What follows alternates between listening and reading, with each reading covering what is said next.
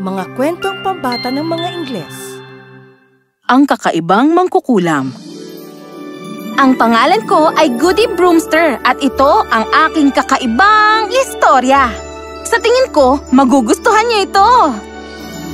Nagsisimula ito sa araw na pumunta ako sa pamilihan para bilhin ang pinakauna kong patpat. Alam niyo, nakatira ako sa bayang tinatawag na Cat's Whiskers at marami ring nakatirang mga mahiko sa lugar na ito. Parang Halloween sa lugar na ito araw-araw at gustong-gusto ko yun.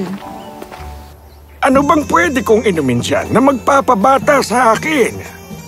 Hindi ba't bumili na kayo ng pampabata dati mga 25 taon nang nakakaraan? Oo, at dati bumili din ako noon sa iyong ama. Pambihira, kahit ang mga bundok ay mas bata pa sa inyo. Heto na po. Kailangan ko na maiinom para makalipad. Madam, hindi iniinom yon. Kailangan mo ng walis para makalipad. Ang walis na ito ang Broom 11 Pro Max. Ang isang charge ay tumatagal ng 48 oras. Heto na, Goody. Ang una mong patpat. Ang una kong patpat. Natuwa talaga ako dito. Naalala kong pinaglaruan ko ito araw-araw. Binago ko ang mga pusa sa daga. Mga medyas sa ahas. Inay! At minsan, promise minsan lang ang palaka ay ginagawa kong prinsipe. Oh wow, ako ang pinakagwapong koka. Kasi lagi akong nagtataka kung bakit ang mga istorya ng mga prinsipe at mga prinsesa ay palagi na lang may bruha na siyang kalaban nila sa storya. Rapunzel, Snow White, Little Mermaid, marami pang iba. Lahat sila ay may pare-parehong bruhang inaaway sila at sinisira ang araw nila para lang mabuo ang mga storyang ito. Pero ang totoo, ang mga bruha ay hindi masasamang tao. Siguro ay kakaiba lang kami. Goody, bakit ba masyado kang kakaiba? Bakit hindi ka maging normal na bruha? Gumawa ng mga potion at ibenta ito sa palengke. Pero inay, hindi ko gustong gawin yon. Gusto kong lumabas at makita ang mundo. Maglayag sa malawak na karagatan at makita ang mga kaharian at bisitahin ng magagandang palasyo. Naku, hindi yan mangyayari para sa'yo. Ang mundo ng mga tao ay mapanganib para sa atin. Akala nila ay masasama ang hangarin natin pag pumapasok tayo sa mundo nila. Walang glow trap para sa'yo. Pero inay, pwede akong magpalit anyo bilang isang... Goody! Ang Galon Wizard ay darating bukas para makipagkita sa iyong ama. Pag maayos ang lahat, papakasalan mo ang anak niya. Ano? Pero hindi ko pa gusto magpakasal. Inay, ipapagawa mo talaga yun sa anak mo. Tama na. Wala nang diskusyon pa. Pumasok ka sa kwarto mo at gumawa ng mga gayuma. Ihahanda ko ang sombrero mo para bukas. At sa sandaling yun, sigurado na ang tadhana ko. Pakakasalan ko si Rupert Galon Jr. At habang buhay na lang akong magtitinda ng mga gayuma at mga walis. Pero ang isang magandang bagay tungkol sa tadhana ay hindi buo ang kasiguraduhan nito.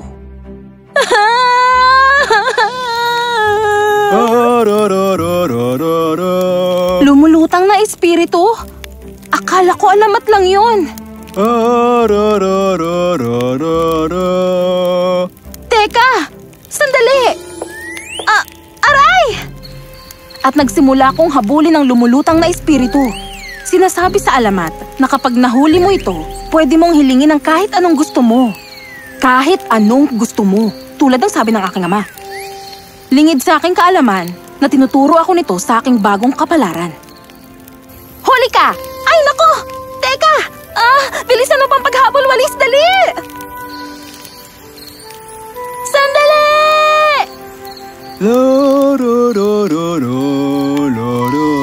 Ay! Aray! Oh! Ang simbolong ito'y nasa kaharian ako ngayon ng Woods Castle?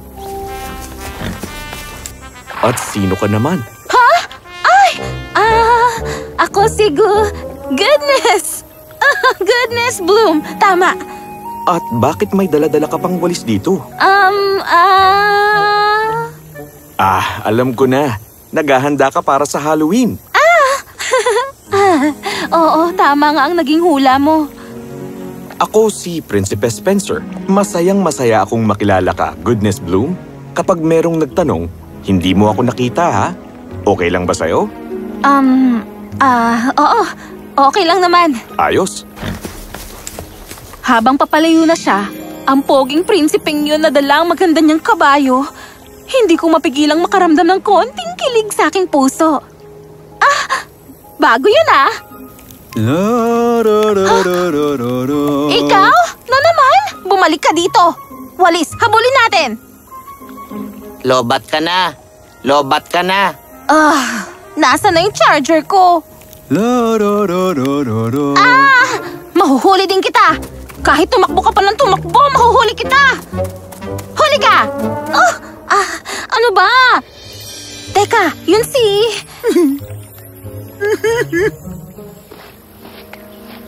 Prinsipe Spencer? Teka, hindi. Huwag mo ako tignan. Hindi ako umiyak, promise. Ano kasi, nabuwing lang ako. Relax, okay lang. Umiyak ka. Walang masama doon. Talaga? Pero sabi nila ang prinsipe ay hindi umiiyak. Nakakatawa talaga minsan ang sinasabi ng mga tao. Ang totoo, minsan kailangan mong ilabas ang nararamdaman mo. Walang maling ilabas ang emosyon. Ganun? Salamat ha. Kung ganun, iiyak pa ako dito. Sige, umiyak ka lang.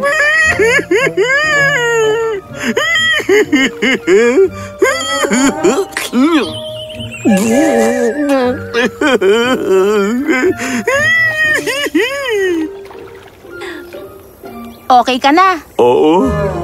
Gusto mo bang pag-usapan kung bakit ka malungkot? Kung sa akala mo ay sasabihin ko sa iyo ang aking mga problema, pues tama naman ang akala mo. Sobrang natatakot ako. Natatakot? At nang nagsimula na siyang magkwento sa akin, naunawaan kong pareho lang ang pinagdadaanan namin. Hindi pa handa ang prinsipe makurunahan bilang hari sa susunod na linggo. At hindi pa siya handang magpakasal kay Prinsesa Alia dahil ni hindi man lang niya ito kilala. At lahat yun ay dahil nakatungtong ako sa edad na 21. At dahil sa tradisyon, ang panganay na lalaki ay dapat maging hari at magpakasal sa taunding yun. Alam mo, ramdam kita pero... At dito ako nagkaroon ng isang magandang ideya. Ito ang pagkakataon kong pagandahin ang reputasyon ng mga katulad kong... Napasama ang reputasyon sa mga aklat ng kasaysayan at mga istorya. Ganito na lang. Paano kung tulungan kitang maging mas matapang pa at gumawa ng paraan para makilala mo ang prinsesa bago ang kasal? Gagawin mo yun? At ano naman ang magiging kapalit nito? Sasabihin ko naman sa iyo sa tamang panahon. Hindi ko alam kung saan ako dinadala ng buhay pero nagpasya ako manatili ng 1 linggo dito sa Woods Castle para tulungan ng prinsipe bago ako tuluyang umuwi at maikasal sa anak ni Galon. Kaya nagpadala ako ng isang mensahe sa aking ina at pinaalam ko sa kanya na ligtas naman ako at uuwi din ako kaagad. Humingi din ako sa kanya ng konting tulong para gumana ulit yung walis ko. At alam niyo naman ng mga nanay, natanggap ko rin ang mensahe niya sa akin. Malinaw na hindi siya masaya. Pero binigyan niya ng lakas ang walis ko para makaandar pa ng 2 araw. Nabigyan pa nga ako ng isang napakagandang kwarto dito kung saan nagsimula ako maghalo ng mga gayuma ko. Mahal na prinsipe, kailangan ko ng isang hibla ng buhok mo. Buhok ko? Aray! Ayan! Sapat na to. Kumuha tayo ng mga bulaklak mula sa burol na yon. Sa burol? Pwede kong magpadala ng mga kawal para... Sige na nga, tayo na. Okay na to. Kailangan natin ng 1 tasang tubig galing doon sa talon na yon. Para naman saan? Nauuhaw na ako eh.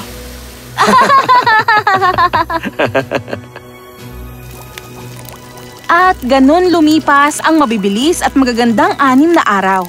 Handa na ang gayuma sa wakas. At ako naman ay tuluyan ng nahulog ang loob kay Prinsipe Spencer.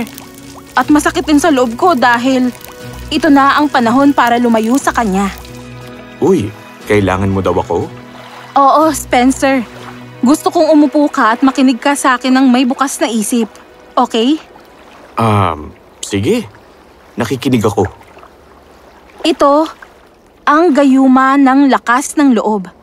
Pag ininom mo ito, ang takot mong mailuklok sa trono bilang hari ay mawawala. At itong daladala ko ay ang walis ko. Pwede mong dalhin ito at lumipad papunta sa kaharian ng prinsesa. Pagkarating mo doon, isuot mo ang balabal na ito. Hindi ka makikita ng sino man at makakapunta ka pa sa kwarto ng prinsesa para makausap mo siya. Sandali. Gayuma? Isang walis? At mahiwagang balabal? Ikaw ay isang… Tama, Spencer. Isa akong bruha. Pero sana magtiwala ka pa rin sa akin. Bakit gagawin ito para sa akin ng isang bruha? Dahil hindi lahat ng mga bruha ay masasama katulad ng sinasabi ng buong mundo. At dahil dyan ay mayroon naman akong hihilingin mula sa'yo. At ano naman ang hiling mo? Pag naging hari ka na, ipaunawa mo sa lahat ng nasasakupan mo na ang uri namin ay masasaya at mapayapang mga nilalang. Totoong may mahika kaming taglay at mayroon ding pagmamahal. At ito lang ang hinihiling namin. Hindi kami masasama tulad ng akala nila. At yun lang talaga ang hiling mo? Anong ibig mong sabihin? Hindi ko kailangan ng gayumang ito. Huwag kang mainis pero ayoko ring pakasalan ng prinsesang yun. Ang nakaraang isang linggo ay napakasaya dahil kasama kita. At ayokong mawala ka sa akin. Nahulog na ang loob ko sa'yo, Goodness. Teka, anong totoo mong pangalan? Goody Brewster. Minamahal na kita, Goody Brewster. Gusto kitang pakasalan. Kapag nandito ka't katabi ko, wala akong kinatatakutan. At wala akong pakialam kahit bruha ka pa. Mahal na rin kita, Spencer. Pero, hindi tayo maaaring magsama. Ang mga magulang mo, kaharian mo, mga magulang ko, hindi nila Huwag mo nang problemahin pa yan. Meron akong magandang plano para doon. Ito ay isang masamang ideya. Ano? Isang bruha? Ano? Isang prinsipe? Nawawala ka na sa sarili mo! Sino ba yang… Oh! Ako po si Goody. Ako po si Spencer. Pero, gumana.